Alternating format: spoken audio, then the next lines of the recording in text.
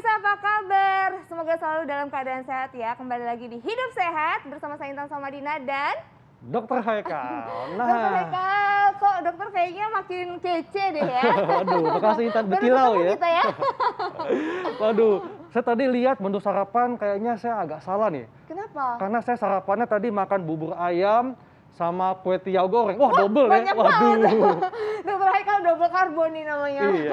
Tapi memang kadang-kadang kalau sarapan ini membuat kita lebih berenergi ya. Iya. Nah, biasanya nih kalau menu makan siang itu ikan sarden. Tapi kadang-kadang ada nggak ya orang yang sarapannya pakai ikan sarden? Itu dia dokter, kalau aku belum pernah sih sarapan Belum pakai pernah ikan ya? sarden. Kalau pakai yang ikan-ikan lainnya kayak tuna gitu pernah. Cuman sarden ini katanya banyak banget manfaatnya dokter Haikal. Betul. Dan ikan sarden ini ada yang segar dan ada yang kalengan.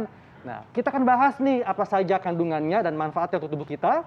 Namun, sebelumnya kita lihat dulu tayangannya berikut ini.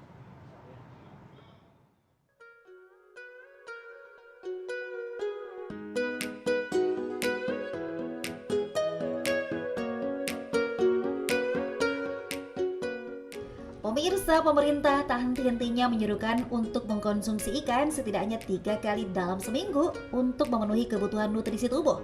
Terlebih, ikan adalah sumber protein yang baik dan bahkan diantaranya mengandung omega 3 yang baik untuk menjaga kesehatan jantung.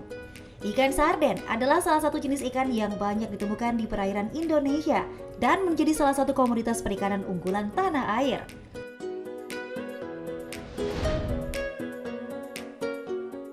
Pemirsa, tahukah Anda bila sarden tergolong ikan yang rapuh atau mudah hancur? Masyarakat banyak yang mengenal sarden sebagai ikan kalengan yang mudah diolah dengan cepat. Proses pengalengan membuat produk ini bisa bertahan lama sehingga tak masalah jika dikonsumsinya kapan saja. Selain bentuk kaleng, Anda juga bisa membeli ikan ini dalam kondisi segar dengan harga yang cukup terjangkau. Cita rasanya pun tak jauh berbeda dengan ikan tongkol.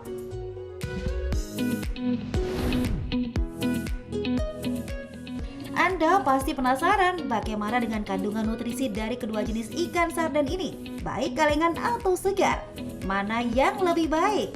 Adakah efek negatif bila mengkonsumsi sarden kalengan terus-menerus? Lalu seperti apa pengolahan ikan sarden yang tepat untuk mendapatkan nutrisinya secara maksimal?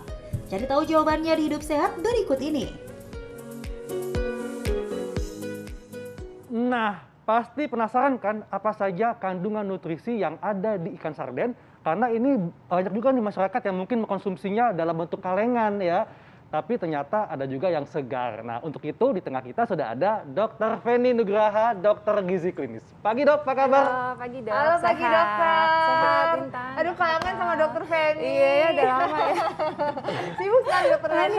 Nah dokter Feni ini di depan Iya. kita juga kan nih ada dua ya dokter Iya. jenis sarden, ini yang segar, ini yang kaleng. Nah Betul. dokter sebenarnya kalau misalnya secara signifikan tuh perbedaan yang segar dengan yang kaleng ini yang perlu kita tahu atau apa sih dokter? Iya. Nah sebenarnya kalau dari kandungan zat gizinya ya kurang lebih sebenarnya hampir-hampir sama. Tapi mungkin kalau yang kaleng karena dia kan dilakukan proses kayak pemanasan, kemudian sterilisasi kemasan kaleng, itu biasanya mungkin ada beberapa kandungan zat gizi karena proses pemanasan yang tinggi itu biasanya ada yang berkurang. Salah satunya ada vitamin larut air. Dan juga mungkin kalau yang kaleng harus hati-hati karena kandungan garamnya cukup tinggi gitu Intan. Jadi harus hati-hati bagi penderita tekanan darah tinggi. Iya.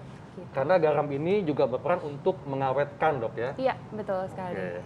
Nah dok, ini cukup banyak dok ya. Masyarakat kan taunya ikan ini sehat ya. Ikan ini mengandung berbagai nutrisi untuk membuat tubuh kita tetap sehat. Nah, katanya dok ya, ada anggapan bahwa konsumsi ikan sarden ini membantu menurunkan kolesterol. Ini fakta atau mitos? Ini fakta pasti dok. Oh, fakta. Iya, jadi semua macam ikan, salah satunya ikan sarden, dia mengandung tinggi akan omega 3. Ya, jadi ikan sarden ini termasuk ikan berlemak. Nah, lemaknya itu lemak yang sehat. Jadi si omega 3 yang ada di dalam ikan sarden ini membantu menurunkan kadar kolesterol yang jahat atau LDL, meningkatkan kadar kolesterol yang baik atau HDL gitu. Juga sangat baik ketika kita konsumsi untuk fungsi pembuluh darah dan jantung. Gitu. Oke. Itu juga termasuk untuk yang kalengan dok? Nah, yang kalengan juga iya di dalamnya mengandung sama lemak. Dan sekarang yang kalengan mungkin ada yang dicampur dengan minyak ya. bandingin dengan minyak olive gitu. Jadi difortifikasi dok, ditambah Iya. zat gizinya ya? Iya, ditambahkan. Jadi ada tambahannya ya. Nah dokter, ini fakta dan mitos berikutnya. Ini kandungan lemak sehat ikan sarden katanya dapat membantu mengendalikan kadar gula darah. Ini fakta atau mitos? Nah, ini fakta, Intan. Fakta juga? Iya, jadi sebenarnya selain kandungan omega 3 yang ada pada ikan sarden, jadi di dalamnya juga mengandung yang namanya omega 9. Oke. Omega 9 itu termasuk ke dalam MUFA. Jadi MUFA ini mono unsaturated fatty acid atau mungkin di Indonesia asam lemak rantai tak jenuh rantai Iya. tunggal. Di mana si omega 9 ini memang dia sangat baik untuk memperbaiki kerja dari insulin, Intan, sehingga membantu mengontrol kadar gula darah. Oke. Oke. Nah dok, ini kan dulu ketika Bu Susi jadi Menteri Kelautan, selalu mengingatkan bahwa kalau nggak makan ikan akan ditenggelamkan ya.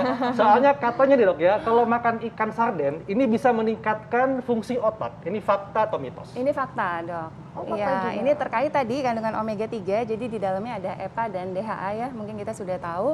Nah, ini sangat baik untuk nutrisi otak kita. Itu juga, jadi dia bisa membantu si EPA dan DHA ini meningkatkan kinerja dan juga fungsi dari otak, Dok, gitu. Oke, nah dokter, ini juga banyak banget fakta dan mitos yang beredar di luar dokter. Katanya kalau kita rutin konsumsi ikan salmon dapat mencegah peradangan. Ini fakta atau mitos? Tapi jangan dijawab dulu dokter. Nanti kita temukan jawabannya sesaat lagi, tetap di Hidup Sehat. Sehat.